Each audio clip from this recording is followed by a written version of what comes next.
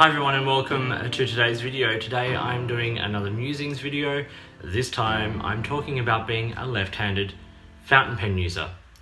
Just a very quick update of the last couple of weeks. As you can see, I sort of moved into the new house now and it's all going really well. We're sort of getting settled and I'm finding workspaces and I'm finding ways of keeping up to date with everything and keeping track of everything, which is really good. Pen-wise, I've got a couple of interesting things on the way. I've been lucky enough to be able to get a few nice pens over the last sort of few months, and I decided to sort of stop buying until next year, but still have a couple of things sort of on the way. One from China, which is going to be the subject of a review, and also a couple from Europe, which will be here, hopefully, fingers crossed, in the new year. So yeah, looking forward to sort of getting hold of those and doing reviews and finding ways of sort of keeping the content interesting on this channel. Singing wise, Christmas is always a really busy time, of course, leading into the holiday season. There's Christmas carols, concerts and Handel's Messiahs and all those sorts of things that I keep myself busy with. Always nice to sort of get out and sing a few carols occasionally and share what we do with people that don't normally get to hear opera singers and get to experience that sort of voice type. So yeah, it's a lot of fun. The new year's pretty busy. I'm sort of back to back right through to June, which is very good. But, I'll be doing these videos sort of in batches when I can and scheduling them ahead again for most of the first half of the year and probably into the second half. But hopefully trying to keep things sort of regular and fresh. And one thing I'll be doing, as I'll be talking about in this video in a couple of weeks, is scaling back so that the videos become a more regular thing. So you'll be able to expect videos at certain times, hopefully. And trying to tune that to when it's best for viewing for you guys and all of that. So yeah, we'll keep honing and tuning that so that it's the best possible use of everyone's time and interest and all of that. But now I want to talk about pens, about being a left-handed fountain pen user and some of the pros and cons or pitfalls and also some of the myths. And I want to start with the myths because I find it really interesting that so many people assume left-handed writers can't use fountain pens, or they're surprised that left-handed people do use fountain pens. And I've always used fountain pens since my teens, so on and off, I've always had one. And I think it's a perfectly valid writing instrument for a left-handed writer. It is a slightly different experience to the right-handed writer, and there are some extra challenges for the left-handed users. One myth, of course, well, sort of myth, one issue is that pen nibs are tuned with a right-handed writer in mind, for the most part.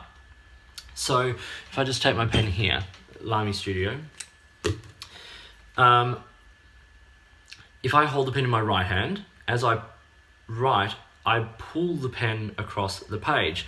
So it would go, I don't know how we can see this, but across the page it's being pulled with the nib facing away, or the top of the nib facing away from the direction that the pen is being written with.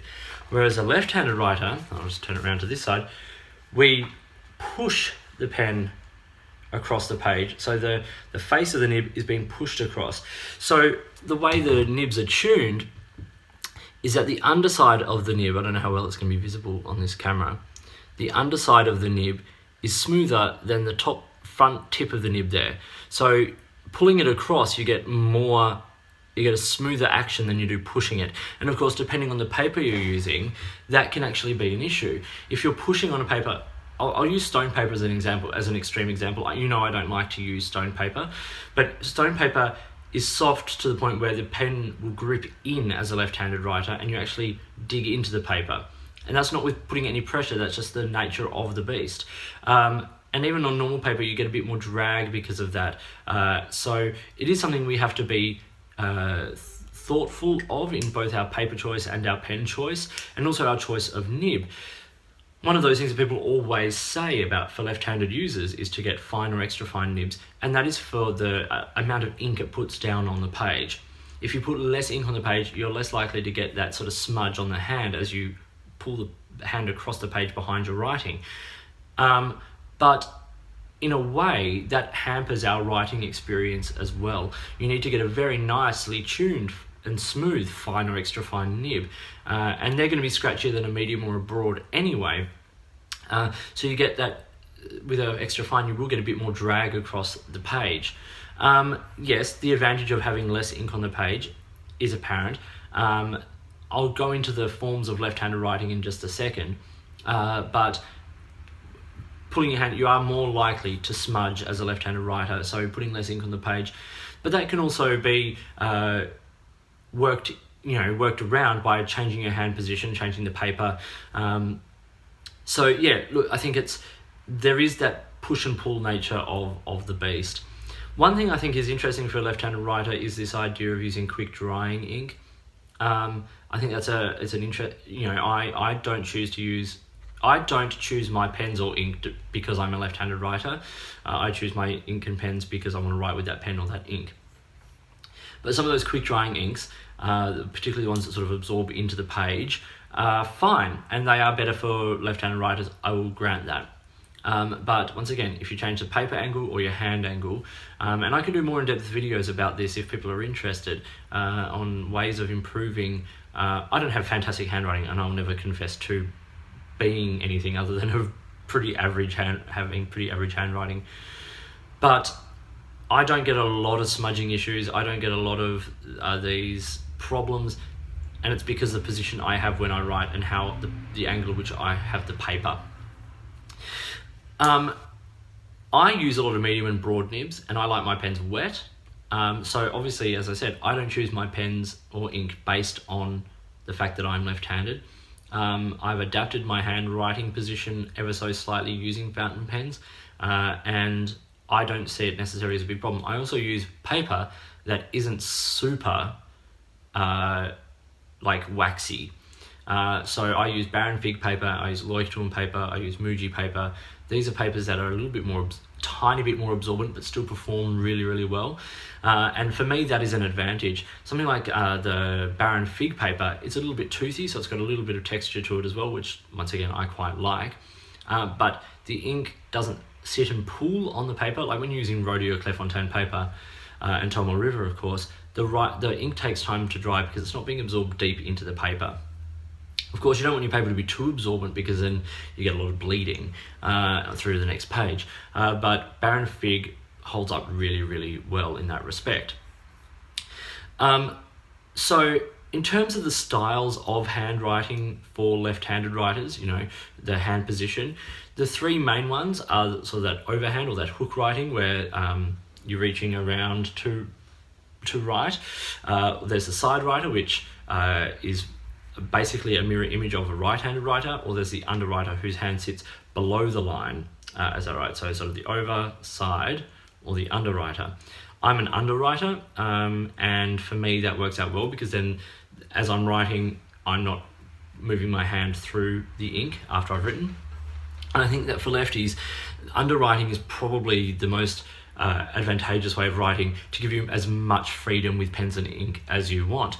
Also, holding the paper on a 45-degree angle on the writing surface, so that it gives you a bit more sort of natural feeling on the page, as opposed to if you have it directly across, you're more likely to sort of drag your hand across, whereas if it's at a 45-degree angle, you can still have a more relaxed hand position and be an underwriter. It does take some getting used to it, and things like some cursive styles are a little bit more tricky.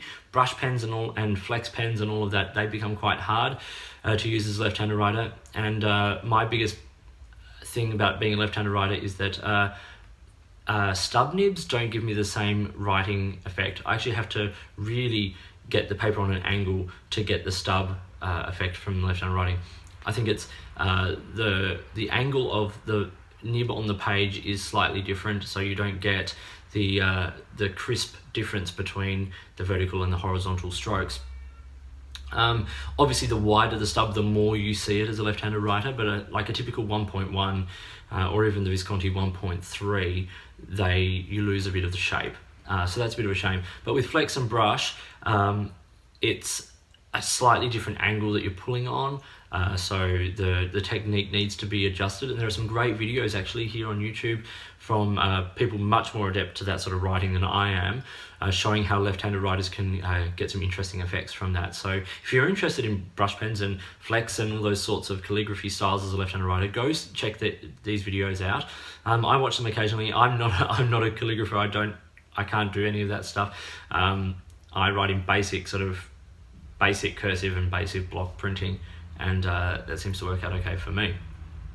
Now, 3 products, and I'm going to leave one honourable mention here, and I'm going to start with that, and this is totally subjective, and most left-handed users don't care about this. I tend to be ho-hum about it, and that is look at the left-handed nibs. Lamy makes a left-handed nib, which is designed and ground for left-handed users. So it pushes across the page smoother than their regular nibs.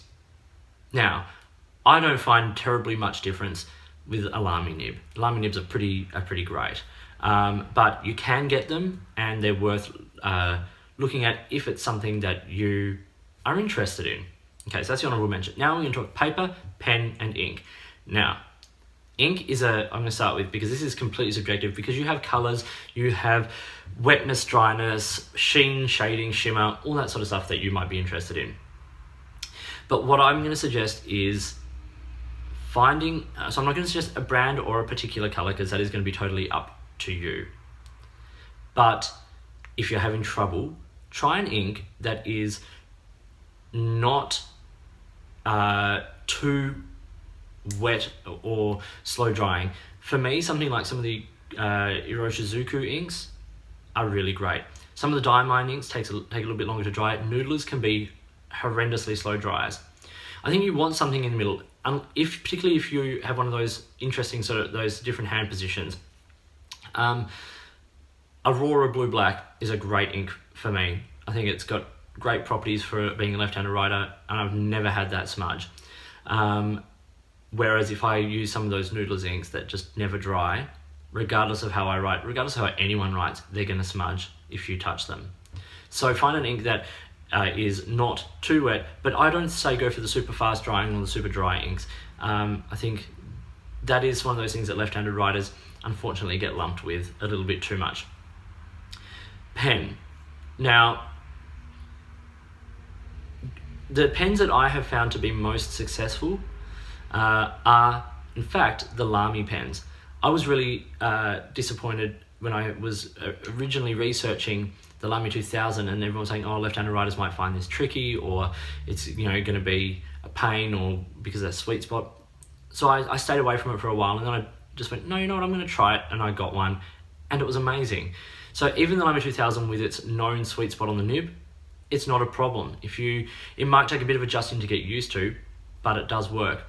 So for the Lamy nibs are really consistent. You've got a wide variety of nibs, from extra fine through to some of the stub nibs, but the medium and broad are not too wet, they're not dry by any stretch, and they're really smooth, and even the non-left-handed ones push across the page nicely.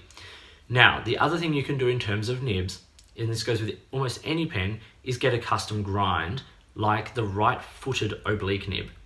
So as a right-handed writer might turn their pen particularly slightly one way, they get a left-footed oblique, so that as the nib turns, it still sits flat on the page. Left-handed nib are right-sided. It's unlikely we're going to turn the pen to that left side. We are more likely to turn the pen slightly to the right. So having a right-footed oblique nib does help us keep proper contact with the page. So if you're interested in stub nibs, a right oblique might be a really good option. Even a right oblique medium or broad, just to get a really nice, without rolling the nib. Sometimes if a nib is particularly soft, you can actually push the tines out of alignment if you roll the nib too much. So that's ink and pen. So paper. As I said, I use Baron Fig. Rhodia is going to smudge more. Tomo River is going to smudge more. Leuchtturm, Baron Fig and Muji all work really, really well. For journaling, I use for my long form journaling, I use a Baron Fig book. For my I use some lines a day and bullet journaling and all of that. Leuchtturm is really fabulous paper. It's got sort of relatively quick dry time, and it's sort of quite a pleasant, smooth writing experience. So that was my video on some of my ideas for the left-handed writers and my experiences being a left-handed writer. As I said, I've never had a problem, or even I never batted an eyelid about being a left-handed writer. There are certain pens that don't work as well. I don't find the vanishing point with that clip being in the way to be particularly pleasant. I don't know if right-handed writers feel it slightly different because the position in the hand or what, but for me it does sort of sit in an awkward place.